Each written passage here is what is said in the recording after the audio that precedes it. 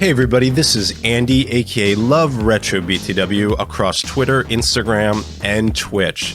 I do a podcast every Saturday called Cafe BTW, a morning gaming podcast, a retrospective look at the wonderful world of retro gaming, from interviews to guests. Join us every Saturday, like a Saturday morning cartoon, starting at 8 a.m., 11 a.m. Eastern.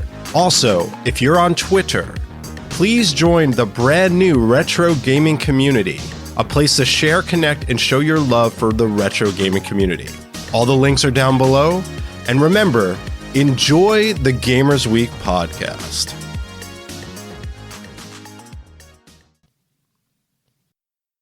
This time on Gamers Week podcast.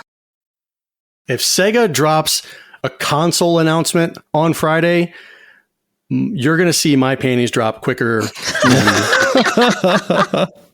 kind of panties? I can't even say it. Just for context in this story. I don't. Granny panties, white cotton. I will also be excited if that happens. Dux is going to drop them too. Yeah.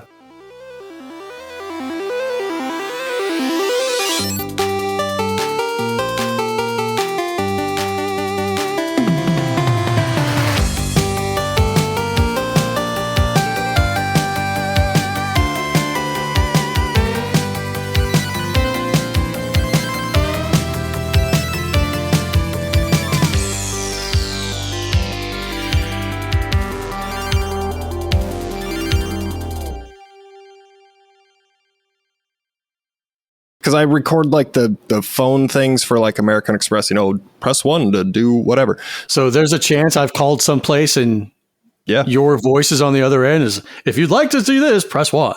Yeah. FedEx, American Express, Pfizer, we represent. Basically, if it's an industry out there and you've seen a commercial for it, we probably represented that company at some point. Or like Vivid Video? No, probably not them. Probably not. Not yet. But I mean, hey, you got to take the business you can get. Right. If you'd like to hear this month's hot releases, press 1.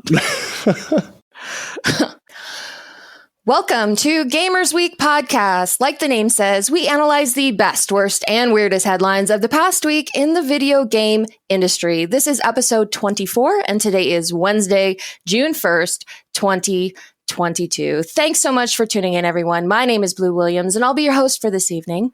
But I have with me my dear co-host, but believe you me, you do not want to come between him and his big league chew. I am here with the one and only Donnie G Retro. Wake up, wake up, wake up. It's the first of the month. Well, as we're recording this, you won't hear this until the 3rd. But yeah, that joke is already outdated. But it's not now. And I did go to a store yesterday looking for Big League Chew specifically because I'm like, they got to have it. They got to have it. They have a huge candy section. They got to have it. You know what they didn't have? Big League Chew? Well, Sprite, but that's beside the point. No, they didn't have Big League Chew either, and I had to go to another store to get it. See, this is what I'm saying. And unfortunately, you'll notice that Ryan is not here tonight. He's actually busy Speedo shopping in preparation for the upcoming photo shoot for the Gamers Week podcast calendar. So look forward to that, everyone. But in Ryan's place, we are joined by our dear friend Dux in Disguise. He is a streamer, YouTuber, and a future Academy Award winner. Dux, thank you so much for joining us tonight. Hey, thanks for that great intro. Yeah, glad to be here. Longtime listener of the podcast. I love what you guys do, so it's awesome to be on the show. Thanks. Cool. Woo. We really appreciate you filling in tonight. So in case any of our listeners are not familiar with your work online, do you mind telling us a little bit about yourself and where people can find you? Sure, yeah. So my content is a mix of things you've probably seen before and then things you likely have not seen before. I stream, I make YouTube videos out there on Twitter. I'm doing Photoshops and things like that. It's typically gaming oriented. Occasionally we go into the realm of comedy and things like that, but that's the best way I can describe it. I'm just an all-around content creator. You can find me on Twitter, Twitch, and YouTube. Hope to see you out there. Nice. All right, well, let's get the show started with our reviews, reactions, and requests. Ben Magnet27 said, always love these kinds of episodes. I saw Rebecca Heineman on High Score, and just to hear more context and details of the tournament was a blast to listen to.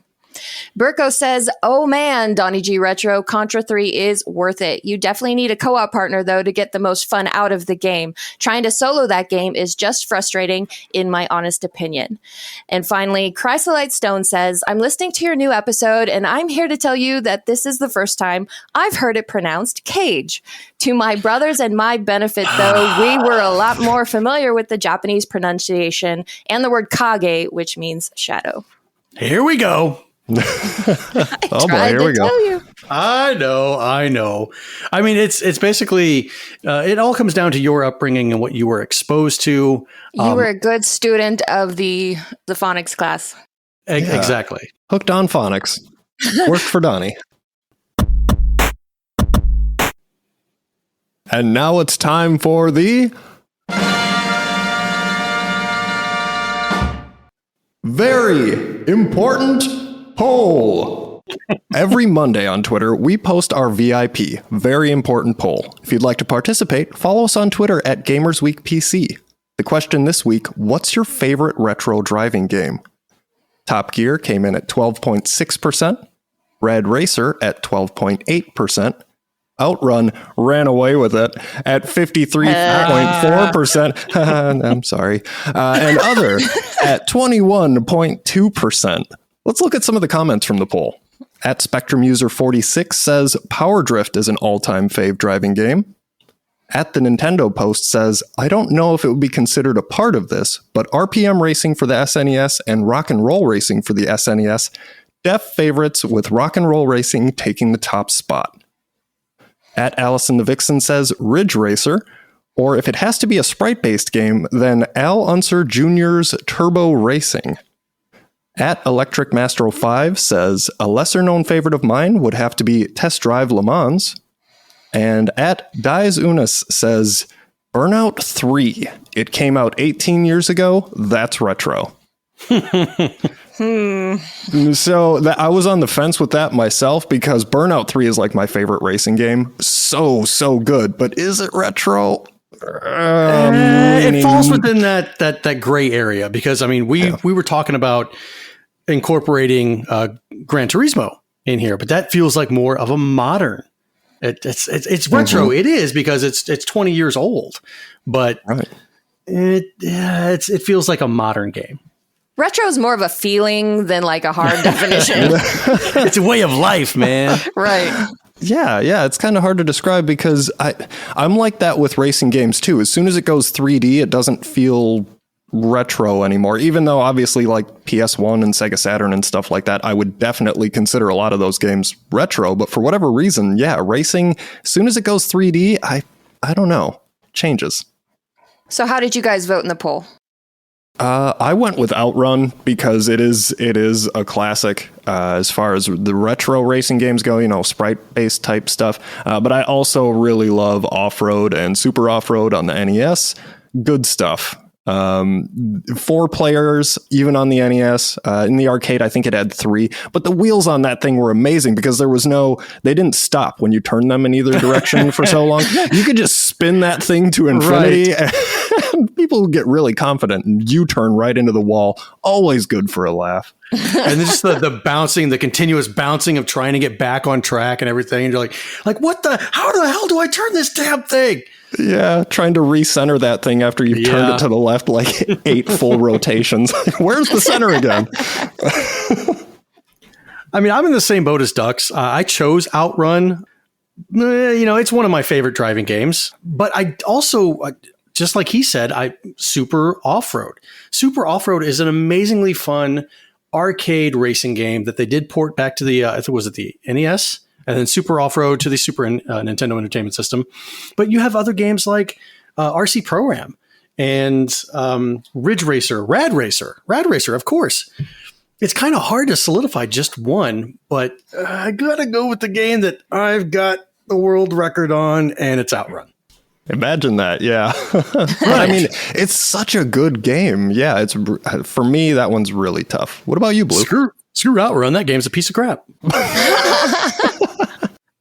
So technically I did vote Outrun in the poll, but then I went, oh shoot, I forgot about the Cruisin' series of arcade games. Cruisin' World, Cruisin' USA, those.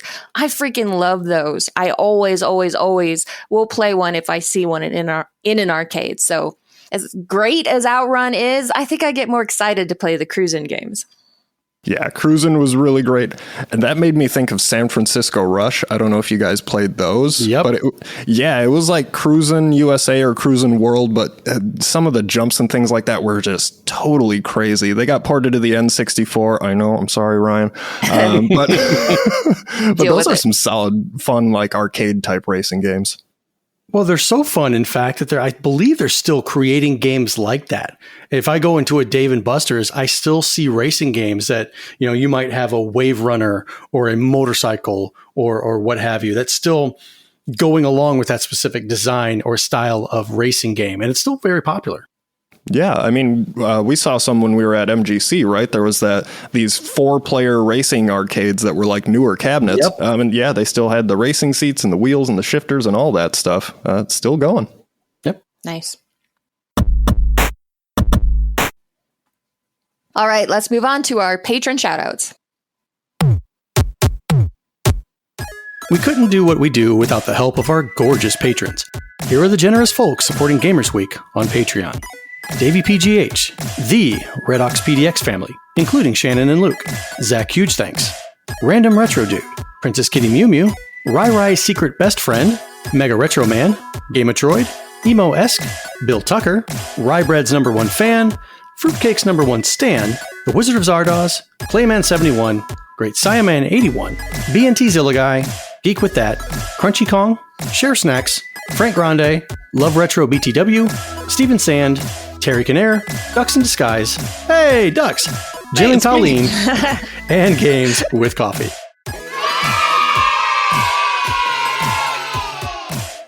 If you like what you hear today, and we really hope you do, please consider joining us on Patreon. Your support helps cover the cost of producing the show, as well as other cool stuff we'll be doing, like prizes and giveaways. You'll also gain access to our weekly patron-only bonus cast called Gamers Week Uncut, Patrons with Benefits.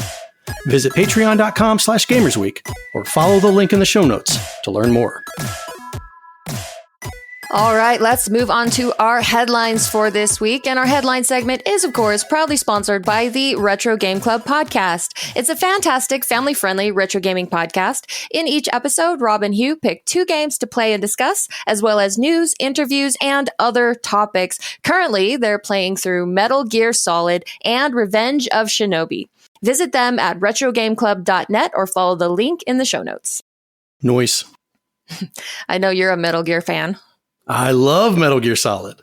Yeah, I tried playing the original Metal Gear on NES. That's a bit of a challenge these days. It's a tough one, yeah.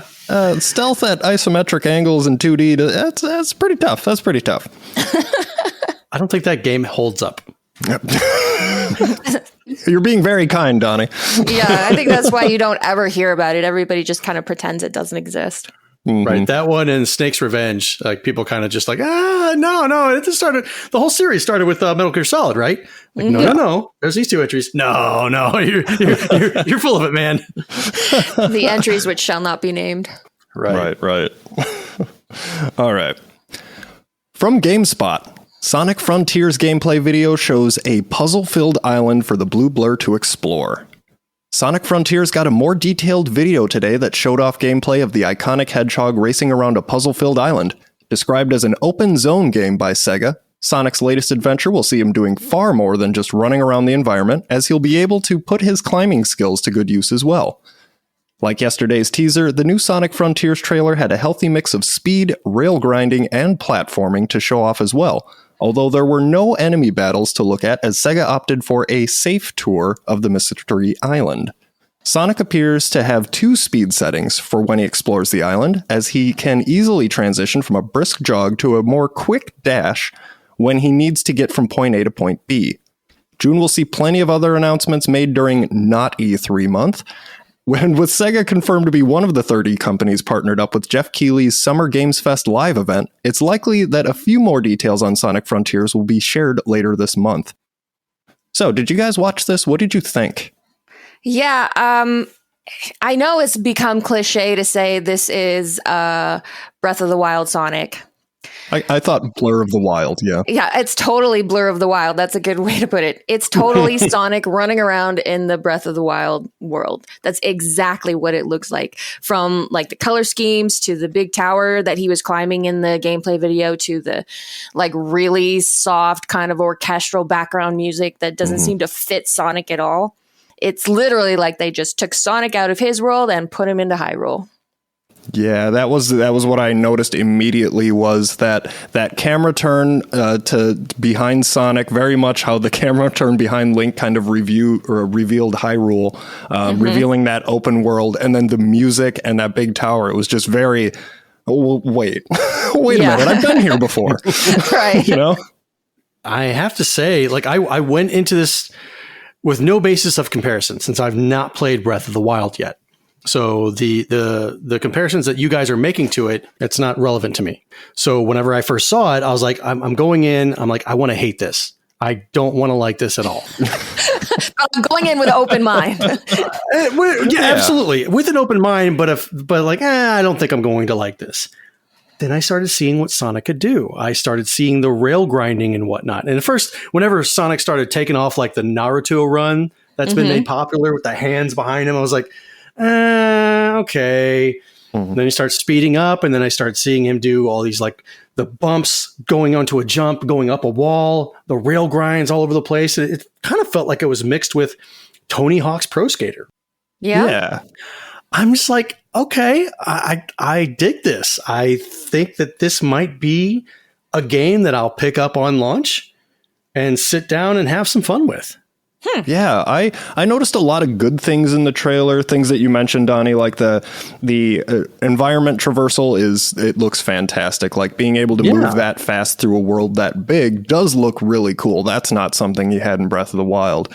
There are some things I noticed, though, that have me a little worried because I've played a lot of 3D Sonic games and I've followed them pretty closely over the years, and you start to notice patterns in Sonic games, and there were a couple things. One, when Sonic was running up the wall the second time, he suddenly just like stopped out of nowhere and kind of latched onto the wall. I don't know if that was the developer showing that you can run up this thing or climb up it, but it just the way that was very abrupt. You know, and in previous 3D Sonic games, that's a sign of like there's some sort of collision detection issue there, and that can lead to all kinds of fun things. But the thing that really kind of I'm hoping they improve on before release is that rail grinding. It looks really cool when Sonic's on it, but snapping between them, there's like a missing animation or something that it looks a little janky when he switches from one to the other or he's snapping onto one of those rails. It's almost like he's in midair a few feet above the rail, and then the next frame he's just boom, he's on it.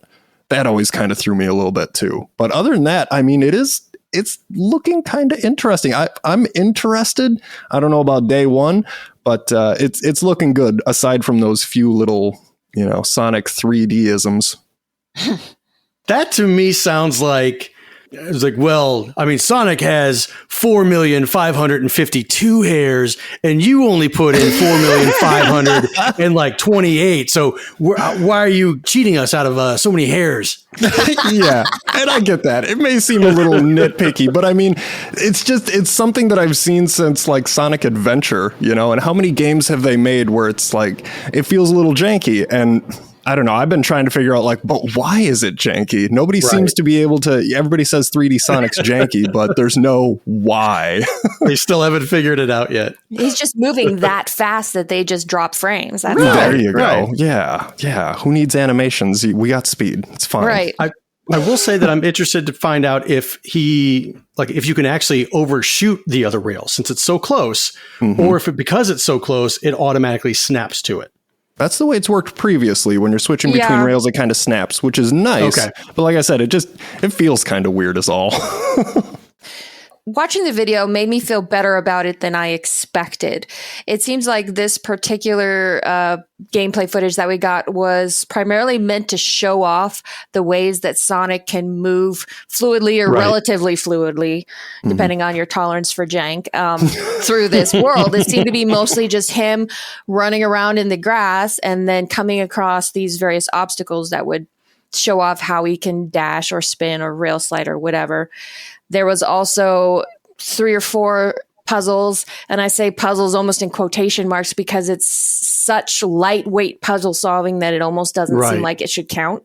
But like the article says, there was no combat, and I can't get behind this game fully until I see how the combat is going to work, because that's such a huge part of the gameplay. I'm not sure why they wouldn't show it. Absolutely. And you got to think that if this was just a game of Sonic running around an open world solving puzzles, you're probably not going to get the amount of people to buy this. Right. So show us the boss battles, show us the different people or the different enemies in the game. I understand you're probably going to be showing more at the Summer Games Fest, but I mean, you got to make sure that you show us that. Yeah, they have to. I would have settled for, because the gameplay video was 7 minutes long, I would have settled for 5 minutes of showing Sonic dashing and rail sliding and maybe 2 minutes of combat. That would have been fine. But they decided to spend the whole 7 minutes just showing how he moves, and just makes me go, what's wrong? What you hiding? Things that make you go, Sonic's combat has always been, kind of hit and miss. So it'll be interesting to see how they mix in the lower level enemies in the open world and then the bigger boss battles and what Sonic's abilities are and things like that. Are they going to stick to the same kind of lock on and dash moves that he's had, or something else? I think they should give him breakable weapons and just watch the world burn. ooh. The world would explode. Oh, I would love to see Twitter that day after. Just sit back and get your popcorn. Yeah. And is this going to be on the Switch? I mean, from what they showed, I would have a hard time believing that game would be running on the Switch. Breath of the Wild runs on the Switch. True, but how fast Sonic moves through that, I did notice like there was little bits of like, it appeared to be loading or something like that as he was moving from like one bigger area to the next, and that really fast zoom dash kind of thing. Could have just been my internet connection too. But there did seem to be like little stutters here and there. So I don't know if that's loading or what, but I don't know if this is coming to Switch. If it is, it'll be interesting to see. According to Wikipedia, which is, of course, the be-all, end-all of information on the internet, it's coming to Switch, PS5, PS4, Xbox One, Xbox Series X and S, and PC. Okay, maybe they're just throwing some smoke out there, because this will be the launch title of Sega's new system. Still banking on those Dreamcast 2 hopes, Donnie. I mean, dream. Sega is supposed to announce something on Friday, when the day that this episode drops. Sega's supposed to announce something, and people are guessing that it'll be a mini console, but you never know. If Sega drops a console announcement on Friday, you're going to see my panties drop quicker. What kind of panties? I can't even say it. Just for context in this story. I don't. Granny panties, white cotton. I will also be excited if that happens. Dux is going to drop them too. Yeah. From The Verge, Microsoft confirms work on Keystone Xbox game streaming dongle. Dongle. Microsoft's long-in-the-works xCloud streaming device is going through some changes, as reported by Windows Central. The company first announced the dedicated streaming dongle in June 2021, but in a statement given to Windows Central, the company said it has pivoted from the current iteration of the device, which it says is codenamed Keystone. It's unclear what these changes might be, and Microsoft didn't immediately reply to a request for comment. But there's a lot of promise for a dedicated Xbox streaming device. While the Xbox Series X has been more readily available than the PS5, ooh, burn, it's still not the easiest console to come by, and it costs hundreds of dollars. A presumably cheaper streaming stick might be a more affordable way for many to check out the games Microsoft offers via the cloud. And Microsoft isn't just working on a streaming device. it has an Xbox app for TVs in the works as well. In November 2020, Microsoft Gaming CEO Phil Spencer told The Verge that, "I think you're going to see that in the next 12 months." And while the company has missed that deadline, VentureBeat reported on May 6th that an Xbox game streaming app for Samsung smart TVs should debut within the next 12 months. VentureBeat said the streaming device is set for sometime in the next 12 months too. So will this dongle work in conjunction with your Xbox, or would this just be a completely separate like mini Xbox where how is this working? I think this is going the route of the PlayStation TV. If you remember that thing. So it probably something's between that and like a Google, whatever their thing is that you plug into the TV for movies and stuff like that. What is the freaking thing called? For lack of a better term, it's an Amazon Fire Stick. It be somewhere between that and the PlayStation TV, which was essentially a PlayStation Vita smashed into a little box that you hooked up to your TV to stream off the PlayStation Network and download some lightweight games and things like that. Chromecast, there we go. Yeah, so I see this as being kind of like a Chromecast for Xbox Ultimate, right? If you're paying for Ultimate, you get to stream games over the cloud. I've actually used the service at home. It's not bad when you're wired into a network. I can't imagine this working super well on a cellular network unless you have some really good data plan. Right. But that said, for the home space, this could be a not too bad of an idea for Microsoft to go with if they're trying to sell those subscriptions. This is a really low cost way. If they can get this thing under $50, like the other ones are, yeah, that's a good way to get hardware into the market to get those subscriptions going when there's such a chip shortage, for the high end stuff. Right. But does this also allow for the consumer who picks up one of these dongles, does it give them the same access to the wide variety of library that an Xbox physical console person would have? There's got to be some trade-off, because then otherwise, why on earth would you buy a $600 Series X versus a $50 dongle? Yeah, most definitely. I mean, you are going to be limited if that is the case. If this is purely a streaming device, you are going to be limited to what's out there on Xbox Ultimate. And there's a lot of games out there. But to your point, Donnie, no, you're missing out on a huge chunk of the library. Right. There are so many indie games and physical releases and things like that that are not going to be on the Xbox Live Ultimate service. So there's definitely a trade-off here. And the analogy with the Chromecast is kind of interesting, because the Chromecast doesn't stream anything by itself. It casts whatever you have on your phone. So would this be the same thing? Is you have to use it in conjunction with your Xbox? Yeah, that's a good question. I don't know if that would be the case or if it would be just a little lightweight board, just enough, to run the software and the actual streaming from Microsoft servers.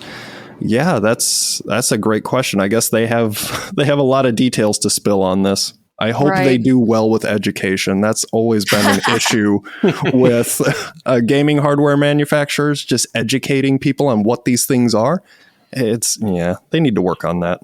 Yeah, and it's maybe not a good sign when they're saying that the current iteration of the device is not working and they're having to change direction. So maybe they weren't able to tackle some of these issues that we're asking right now. Right. I got to be honest, if I have an Xbox console already, I don't know if I would go out and get this particular dongle if it has to work in conjunction with it.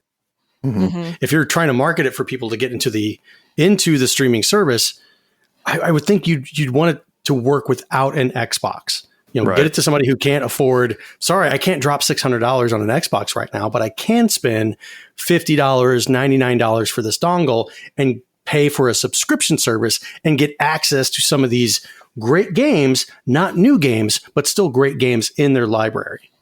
Yeah, I would. I don't have an Xbox. We went the PlayStation route this gen. So if that would be a super cheap way, super convenient way to get into Game Pass or something like that, I would do it. Yeah, I know it kind of sounds like I'm shilling for Microsoft here. I don't have an Xbox, but I will say that when you have Game Pass, all their first party stuff, new releases, that's day one you get it on there. Right, and that's huge. Absolutely, that's not something you're getting from PlayStation for sure. Yeah, if this is cost effective, like I said, it's got to be the right price point to get this out to people who to your point, Donnie, it's like, I can't afford an Xbox. You got to make that a big enough gap for them to say, okay, this is cheap enough for me. This is the option I'm going to go for, instead of, well, I might as well save a little longer and get a Series S. Right, Totally. exactly. It has to be a price you can't refuse. Right. All right, next up from IGN, Xbox update finally lets you reveal hidden achievements. Microsoft's latest Xbox Series X and S and Xbox One update finally lets users reveal hidden achievements on the console and official app. These secret achievements, which are usually veiled by developers to prevent spoilers, would previously tell users the more you play, the more likely you are to unlock it. For achievement hunters, though, this usually meant just looking it up on another device. As announced on Xbox Wire, the June update smooths out this issue, as users can now choose to reveal the hidden achievement, unveiling details including its title, description, and how much gamer score will be awarded.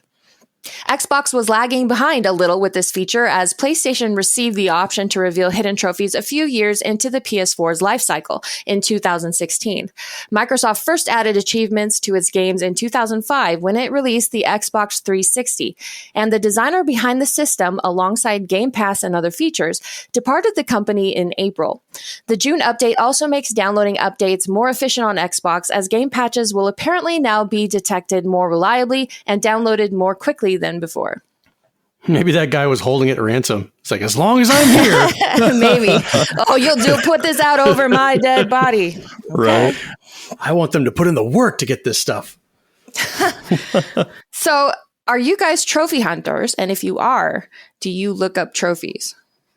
Me personally, I'm not really a trophy hunter. I like the surprise. Said the guy trying to 100% Breath of the Wild. Yeah, that's true. Okay, so there are games, there's some exceptions, Breath of the Wild being one of them. And that's almost done. I got the final fight and then it's done. That is a huge game. But anyways, with achievements, like, I'm not really an achievement hunter, but I do like to see them pop up every now and again when I do something cool or maybe unexpected.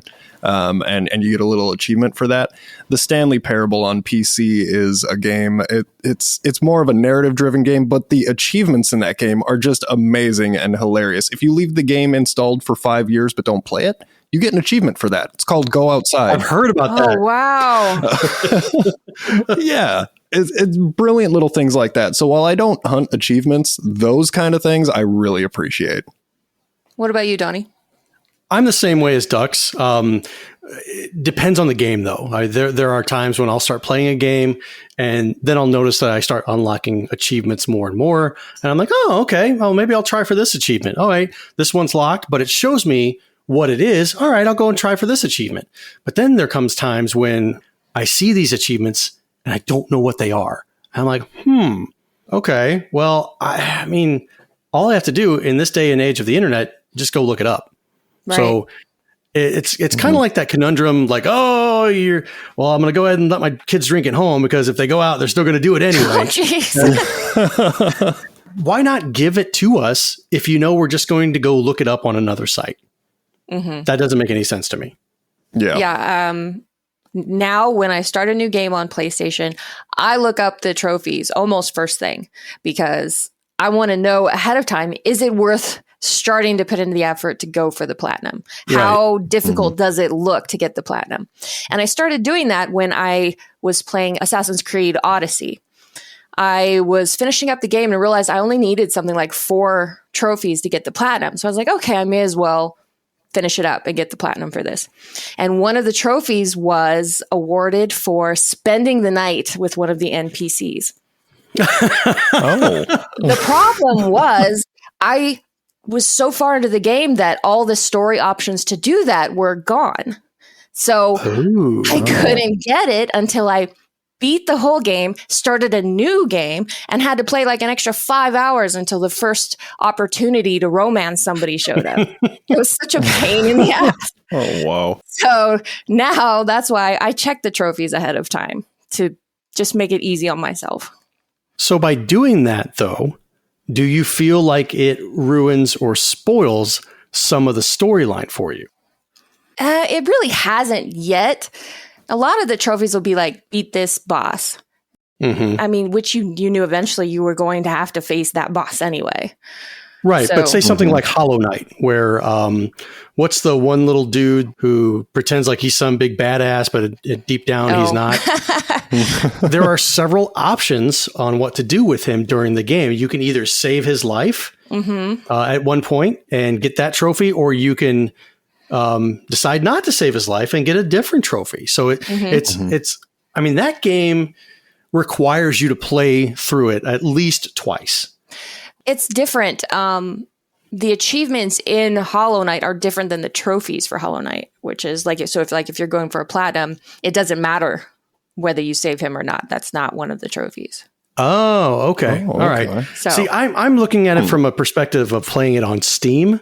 And I know Steam does that a lot, where it will hide specific trophies or achievements that you can't see, because it does want you to play further into the game and unlock more things before it shows you these different achievements. So regardless, like you said, I'm going to go look that up. Yeah. Yeah. Right. Right. Right.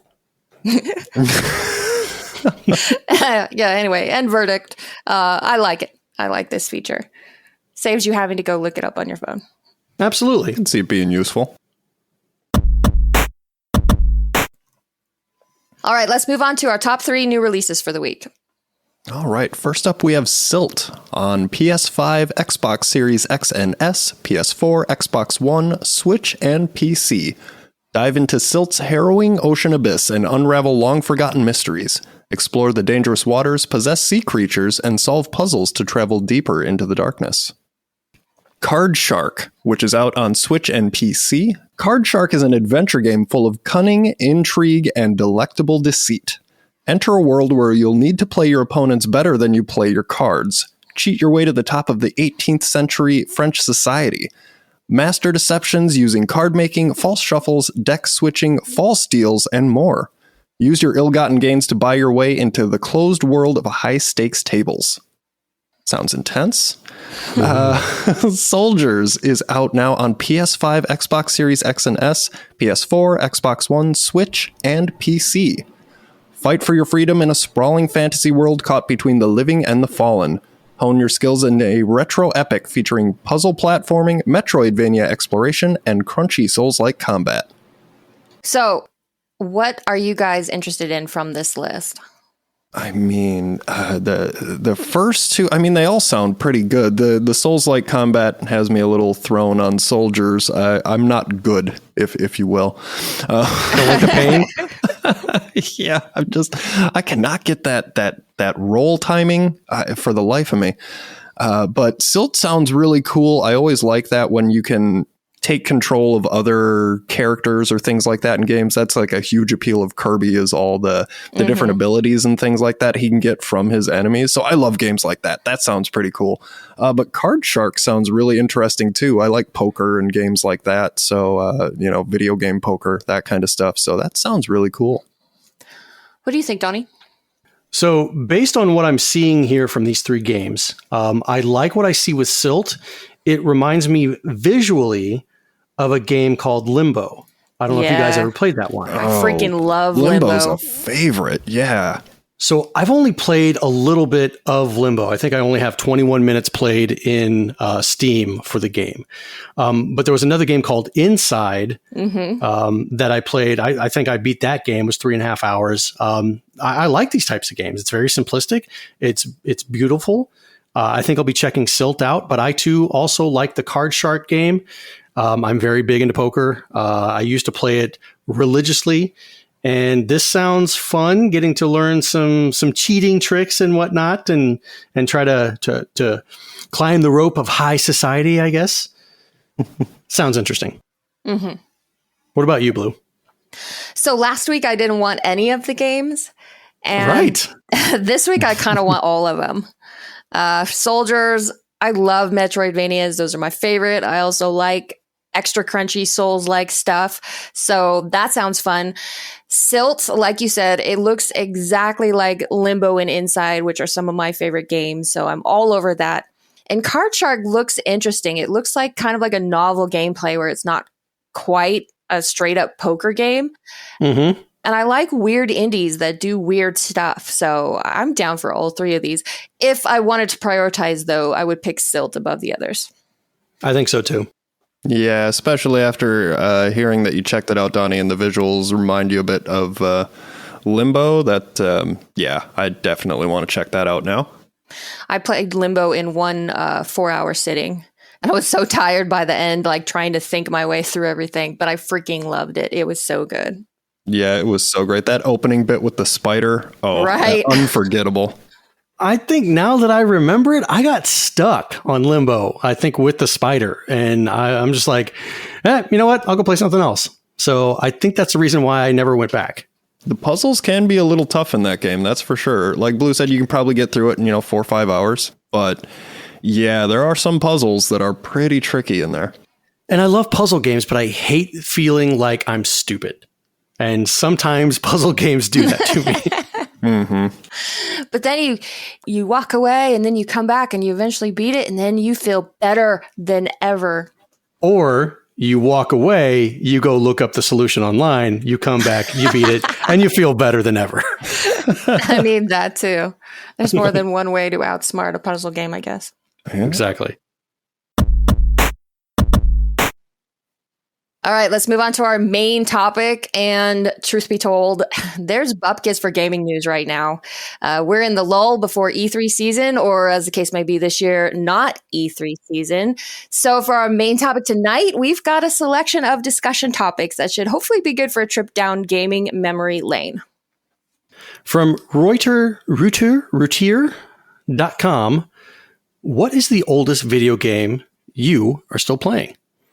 We usually want to play the latest, that new release with mechanics called to revolutionize the genre, that title with hyper-realistic graphics, that story with a plot twist at the end so applauded and sometimes criticized. But video games are much more than what has just come out, with some titles capable of bringing together thousands of players around the world every month, despite being decades old.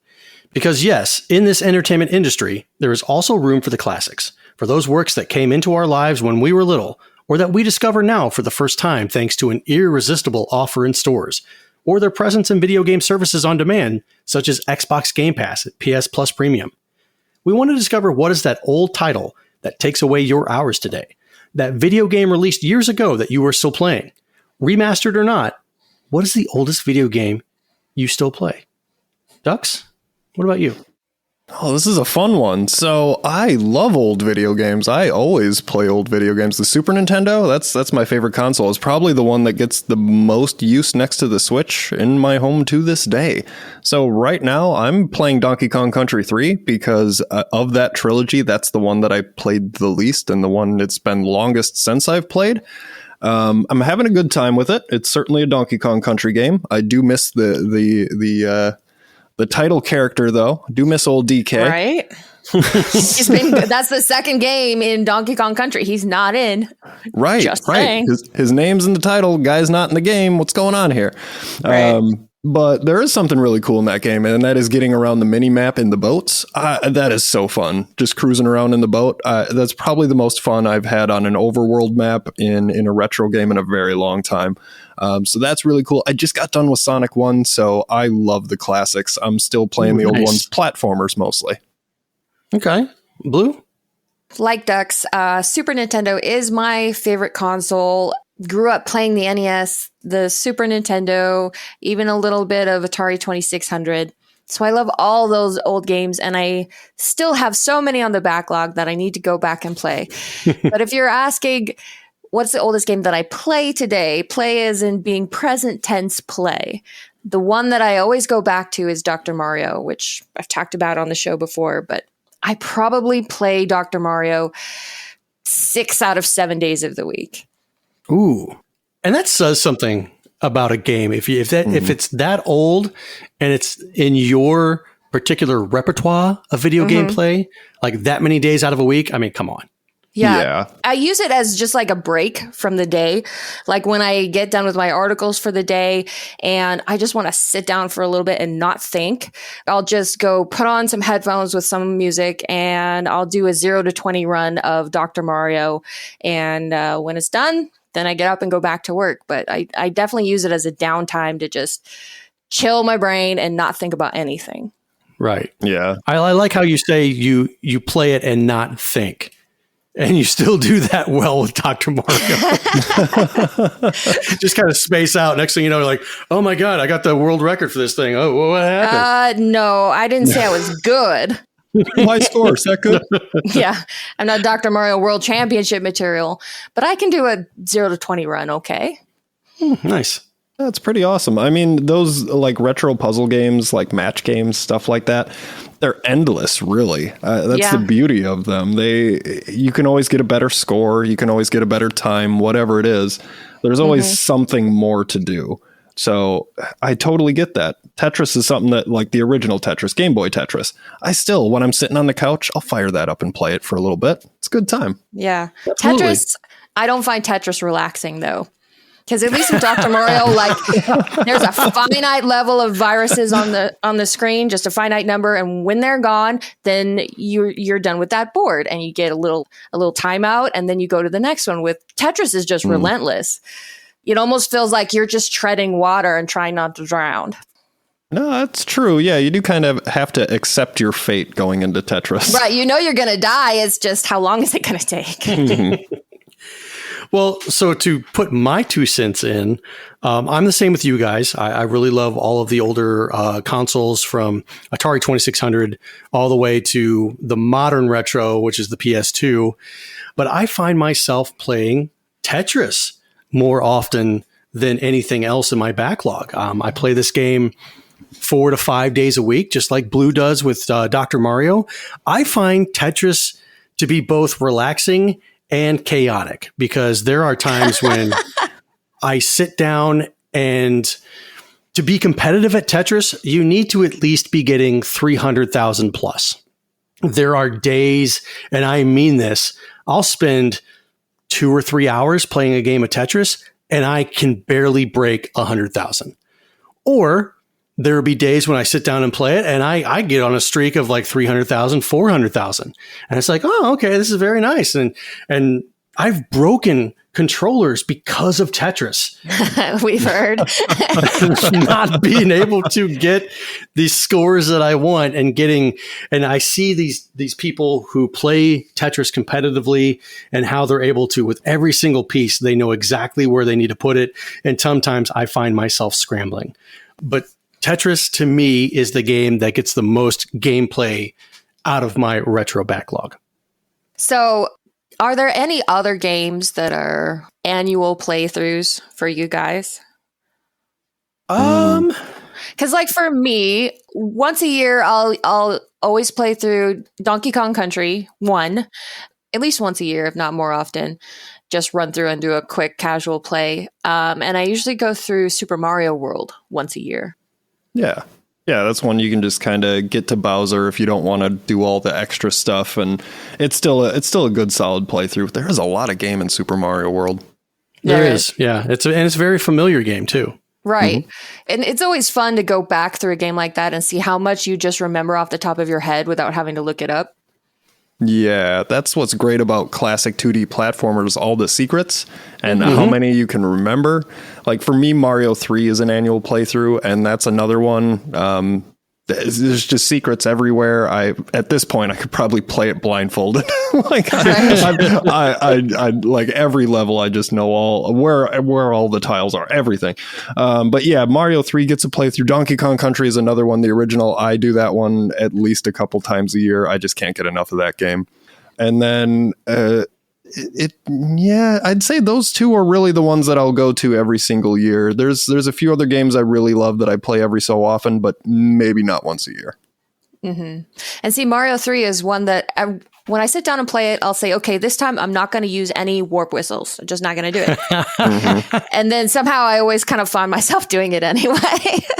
Yeah, they are super tempting to use. You miss some really good stuff, though. Like if you skip over World 6, I know everybody hates ice levels for whatever reason. I hate that I skipped that world. Yeah, for whatever reason, that's one of my favorites. Like I love the ice world. I just think the way the levels are designed is so cool. The enemies, the physics, it's all great. In my opinion, any Ice World on any Nintendo Entertainment System game should die in a fire. Absolutely. It was so stupid. I remember Super Mario Brothers 2, the Ice Worlds being horrible. Goonies 2, just any stupid game with an ice level can suck it. Let's make you do precision platforming and then take away your ability to be precise. Come on. Yeah, that's how I feel about water levels. Water levels are just an excuse to take beautiful controls and mechanics and throw them in the dumpster for the sake of variety. There's not a fun water level out there. Not even in Donkey Kong Country? The music is the best part of the water levels in Donkey Kong Country. The fish helps. I will say that when they give you the swordfish, that helps. That mobility makes a little more sense. But man, you just throw Donkey Kong in the water. Do gorillas swim? I don't even know. Yeah, I mean, I can't blame them. I imagine they're not super graceful, but it just doesn't. It's not fun. So, what are some annual playthroughs for you, Donnie? I gotta be honest, I don't have any. I don't find that there's a game that I'm like, oh, I gotta play this every year. It just, whenever I feel the hankering, when I get the hankering to go play something, I just like, okay, well, like I want to see if I can beat Mike Tyson on this go through. All right, let me just pop this in. I want to see if I can make it through Sewer Shark on the first try. Okay, I'll pop this in. It's not like when I watch Die Hard every Christmas. That just doesn't. Oh yeah. So you have your annual movies, but not your annual games. Absolutely. Listeners, if you want to tell us what is the oldest video game that you're still playing, of course you can add us on Twitter at GamersWeekPC, and we'd love to read some of your answers next week. Bonus points to the person who's still playing Pong to this day. Yeah. Beep, boop, beep, boop, beep. It's bouncing back. It's bouncing back again. It just keeps going. The soundtrack, though, I mean, that's classic. Yeah, right? Classic, as in the original. Mm-hmm. Yeah. All right. From Metro, weekend topic, video games you wish lasted forever. Like a good meal or an amazing film, there are plenty of great games I've never wanted to end, while simultaneously knowing that if it goes on for too long, then you're going to be sick of it.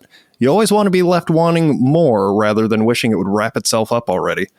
That said, there is a very melancholy feeling when you know you're getting to the end of a game you've enjoyed. On the one hand, you're excited to see how it finishes, but on the other, you know you'll never get to play it again for the first time. So with all that in mind, what is one video game that you wish had lasted forever? Donnie? I don't know. I can't really answer that question because there are games that feel like they go on forever that I don't want them to last. There are games that I've played for only 4 hours that felt a little bit shorter. So maybe more of an extended life. But I don't think there's a game out there as far as a storyline goes that I wanted to last forever. When you talk about something like a series, like let's just say Resident Evil, for example, that the storyline has kind of gone on forever. So you get new iterations of the game, new entries in the series via a new game, but some are more successful than others. Exactly. I don't think that there's particularly one game out there that I wanted to just keep going and going and going like the Energizer Bunny. Yeah. Yeah, there have been some games that I've really enjoyed. And like you said, I wish they were kind of longer, right? Mario 3 is one of those games. As much as I love it, I do feel like there should be some more to that game. Maybe it's just me. I like it, so I want more of it. Right. But as far as games that I wish had lasted forever, there's only one I can think of, and it was at the time. Like, if I went back and played it now, probably not. But when I played Grandia 2 on the Dreamcast, I don't play a lot of RPGs, but for whatever reason, the character interactions, the dynamic between the three main characters in that game, when the game was over, I was legit sad. Not anything to do with the story or how it wrapped up. It was your traditional, hero saves the world, everybody moves on and is happy, all that good stuff. But it was just for me that the game was over and I didn't get to see any new interactions. I didn't get to see any more of the story of these three people that I had spent at that point months. I mean, I put a lot of time into that game trying to grind and level up every skill and everything that I could for every character, that by the time it got to the end, I was just really bummed that that was the end of my time with this universe and these characters. That's the one case where I got so invested in the characters and stories that when it ended, you can feel that final boss battle coming. And I was like, oh, no. And there was even a time when I just saved the game and I put it away for a couple days just because I didn't want to face that ending and be like, well, all right, got to go find some other game now. All right.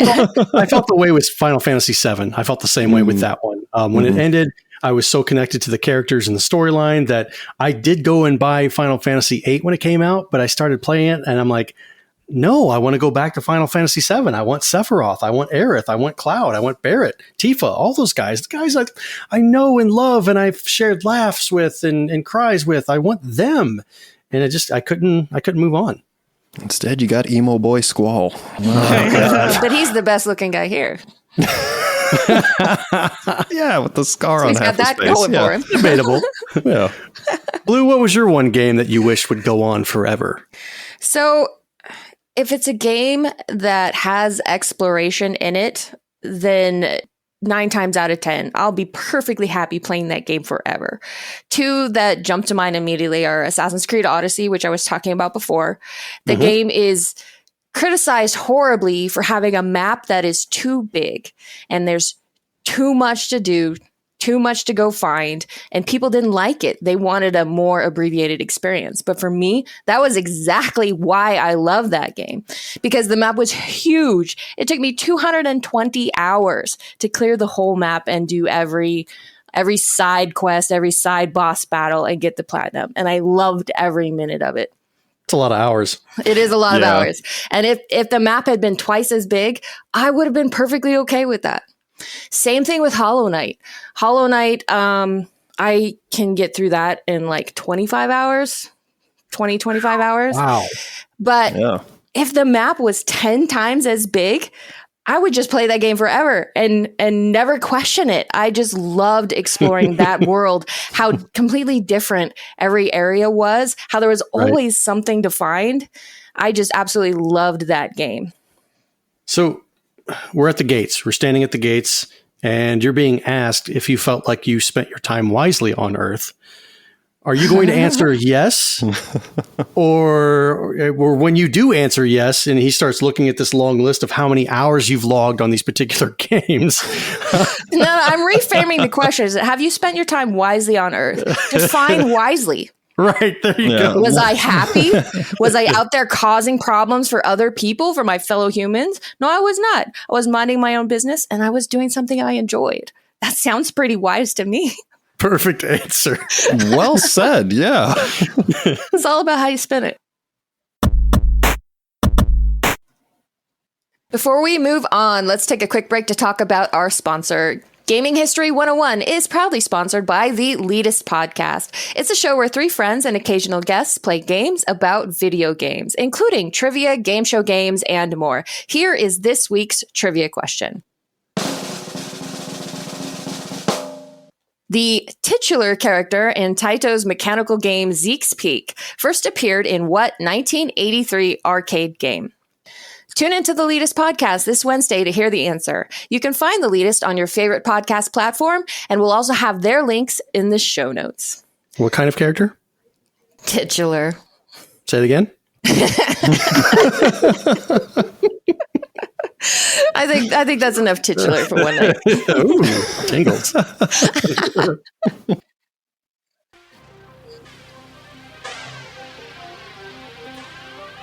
All right, fellow kids, lace up your Doc Martens, spike up that bleach blonde hair, and make sure your Game Boy Color has batteries, because where we're going, you'll definitely need them.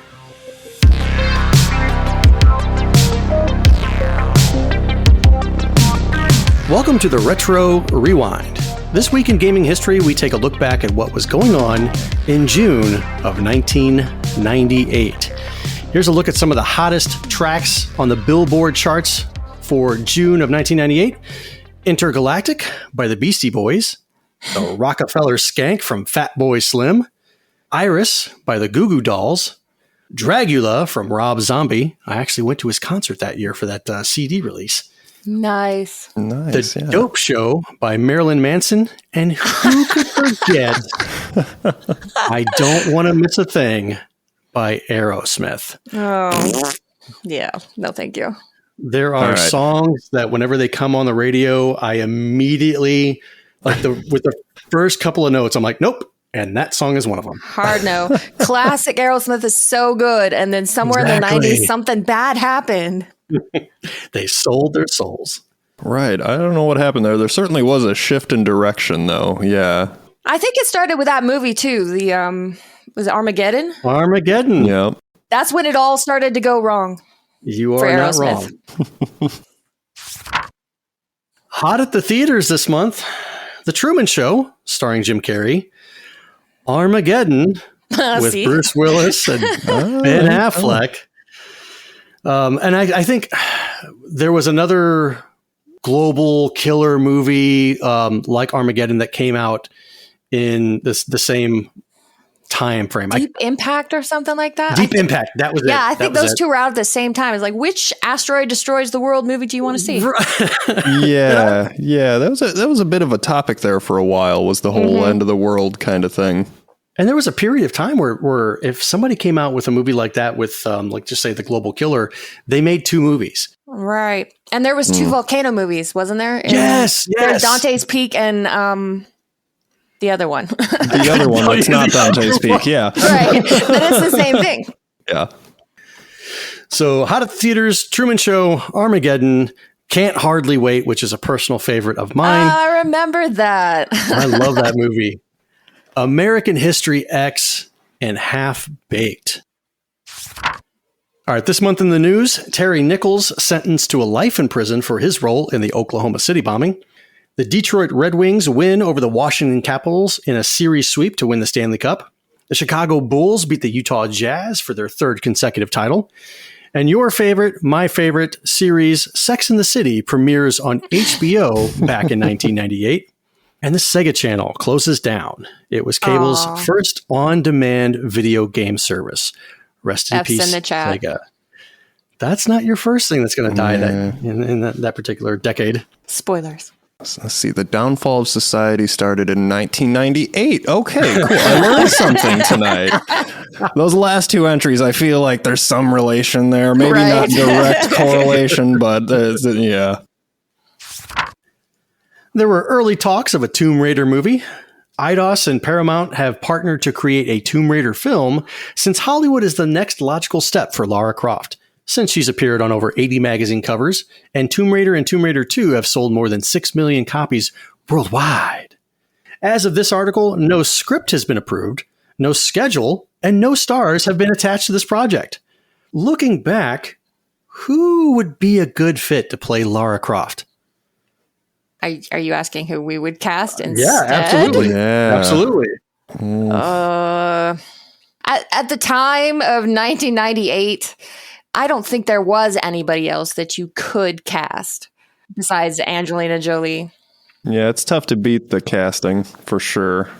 What if they would have tried to do it with Claire Danes? Or Gwyneth Paltrow? Oh, God. I don't know. I mean, I got to think that Angelina Jolie was the correct pick for what was available back then. It was not a good movie. The draw of Angelina Jolie is the reason it was as successful as it was. Absolutely. Mm-hmm. Hasbro purchases Atari assets from JTS Corp for $5 million in cash. Remember, we touched on this in the last Retro Rewind. In the deal are the rights to all of Atari's home game systems, as well as such classic games as Asteroids, Missile Command, Battlezone, Centipede, Night Driver, Tempest, Breakout, and Pong. I wonder what Hasbro will do with all of this. Probably flush it down the toilet. Yeah. Sega says goodbye to the Saturn while prepping to release the Katana. No new Saturns are being built for North America, although they are still making Genesis systems.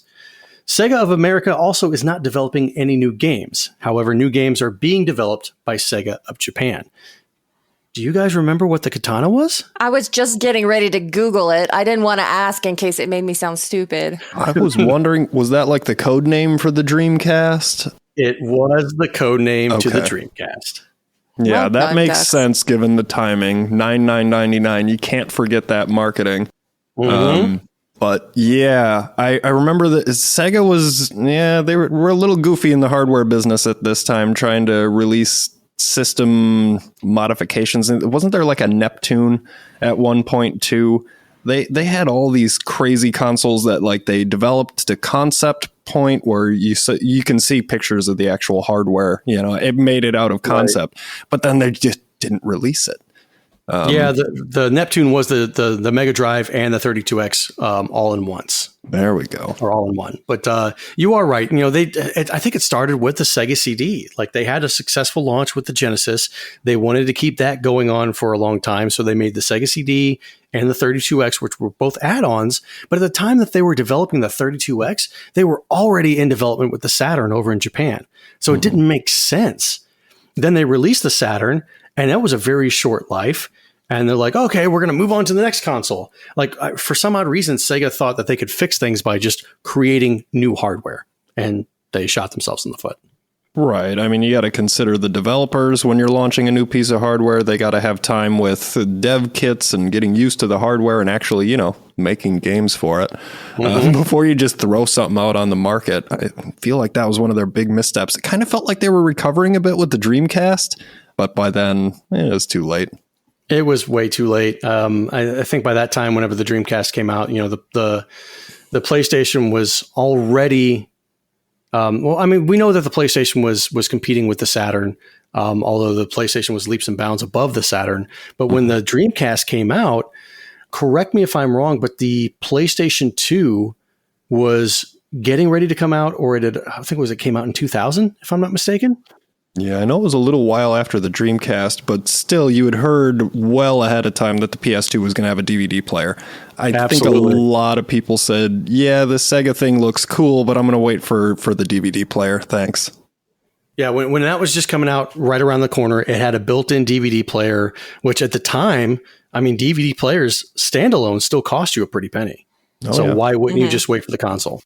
Right. Mortal Kombat 4 comes to the N64. Neat. You know, here's something I never understood about Mortal Kombat and why they went in the direction of the whole 3D, like with Tekken and Soul Calibur and everything. Did they feel like they missed out on that opportunity? I mean, you're freaking Mortal Kombat, for Pete's sake. Yeah, I mean, I definitely felt that with Mortal Kombat 4. I mean, even with 3, things started to feel a little off when they introduced the run and the combo system and things like that. I really liked the first 2 Mortal Kombat games. But yeah, when they turned to 4 like that and they did that 3D kind of, sort of, I don't know. It was like it was a 2D fighting game rendered in 3D. Right. With some odd choices for mechanics. So yeah, I can't agree with you more. They were trying to do Soul Calibur and Tekken, but those 2 games did it way better. Excellent point. And I played this game for all of maybe 5 minutes in the arcade, and I was like, nope, that's a hard nope. And I don't think I don't own any of the Mortal Kombat 4 entries on any system. And I got to be honest, I don't think I will.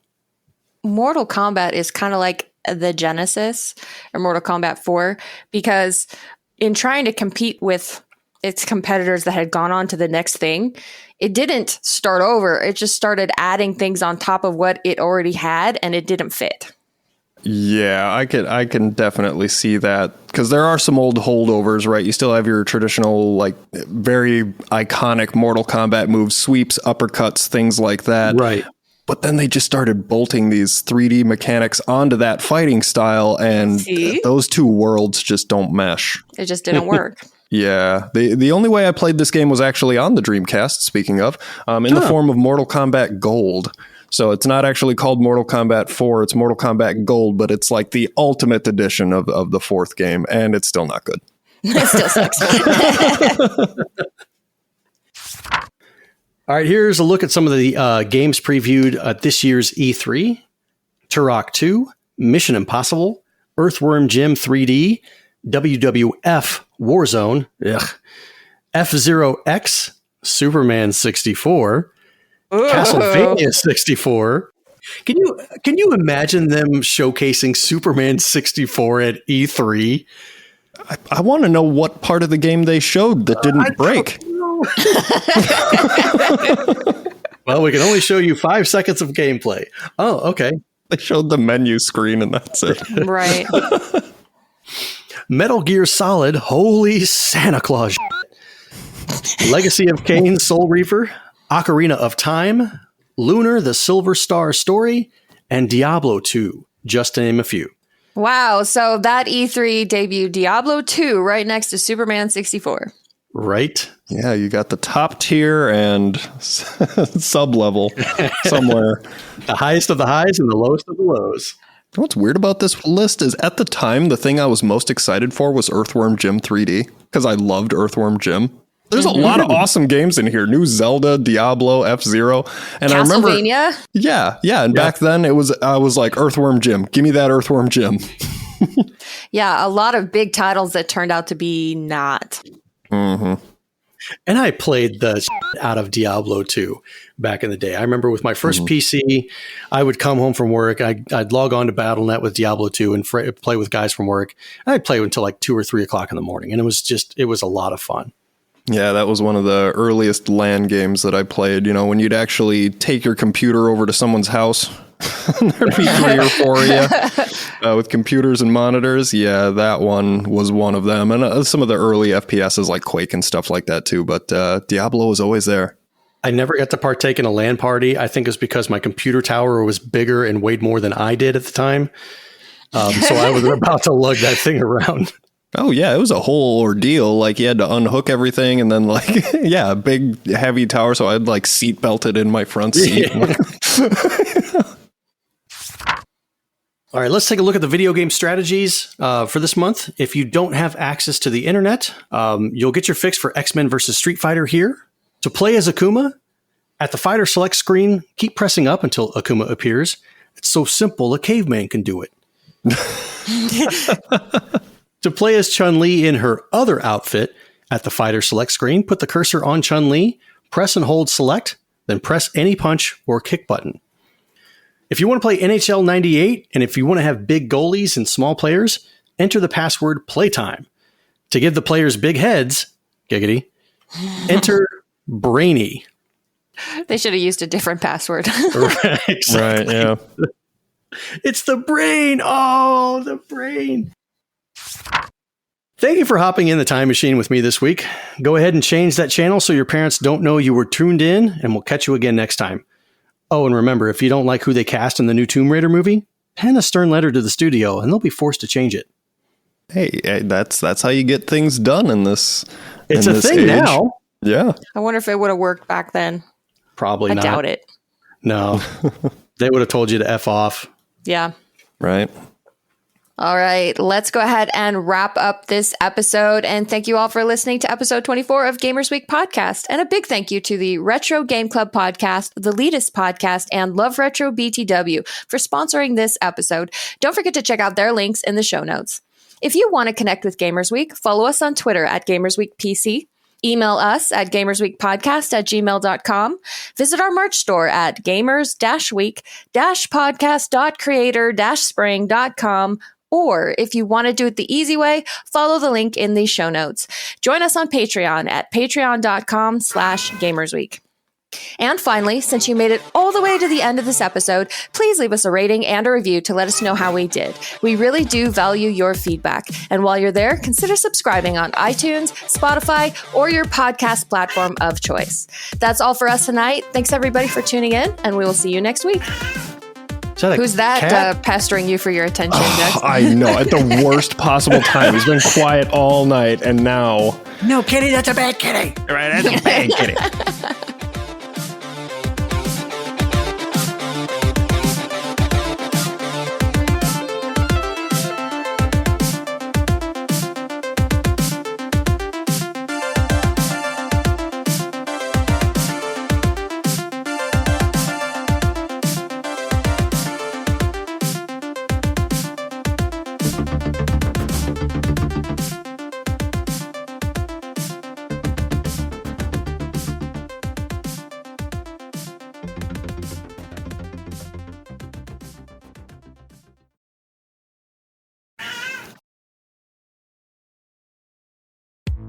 Welcome to Gamers Week Uncut. Welcome to Gamers Week Uncut. Welcome to Gamers Week Uncut, patrons with benefits. This is the unscripted, patron-only bonus cast with less editing and more dirty jokes.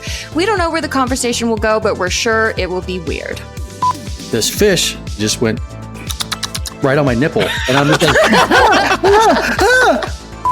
I Google Street Fighter 6. The first search result that comes up is people think they can see Ryu's dick in the Street Fighter 6 reveal. Listen up here, kids. You're not going to want to get one of those VDSTDs things, right? Make it fall off. When you go, grab a pro. You'll be doing it for America. that was perfect. If you want to hear weekly episodes of our patron-only bonus cast, join us at patreon.com/gamersweek.